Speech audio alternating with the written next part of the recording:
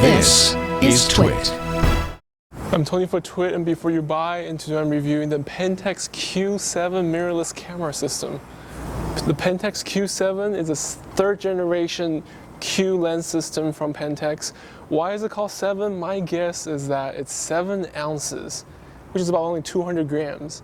As you can see here, I have the model with the standard kit lens that goes from 5 to 15 millimeter. Because the sensor is only 1/1.7th of an inch, the multiplier rate for the millimeter count is actually about 4.7. So this is about the equivalent of a regular lens kit that you would get on a DSLR or other mirrorless system. So what really sets this system apart is its tiny, tiny form factor. And as I mentioned before, it's only 7 ounces, and you get a backslide illuminated CMOS sensor that's only 12 megapixel, but it's very good in low light for the price range because it's got built-in image stabilization on the sensor itself. On the front of the camera, you'll see there's a function dial on the left, and you can actually choose your own setting if you like, or the default or image filters. What I really like about this camera is that it shoots RAW, which is pretty rare for a camera this size. And with JPEG, you can actually shoot really, really fast burst modes. And just like all the other cameras out there, it takes SD card and also actually have Wi-Fi support built in.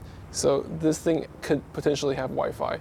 Now the only thing that's missing in this camera that I could think of is GPS. So if that's something that you really need, this is not the camera for you. I really wouldn't compare this to a high-end DSLR. This is more of a high-end point and shoot, but you have the flexibility of changing the lens if you need to. And this Q range actually has a plethora of lenses since it's been around for a while, a few years now. This is the third generation. And with an adapter, you can actually mount your Pentax K lenses on here as well. Just like all the other rangefinder mirrorless camera out there, you have a 3-inch display on the back for composing your photos. It is not touchscreen, which is a shame. The camera actually is outfitted with a pop-up flash that actually works pretty well, and it actually pops high enough so that your lenses don't cast a shadow in your photos. You can find the Q7 at a price range of about $400 street price, which is pretty good considering the competition of this camera, which is a point and shoot category, actually goes higher than that price range. So pro of this camera, obviously the biggest pro is the size, which is tiny. Another pro is the image quality. It's actually very impressive, going up to 4,000, even 6,400 ISO. And you can see there's actually a hot shoe mount on here, so if you want to mount an external flash, you can do it. No cameras without fault, and the Q7 is no exception.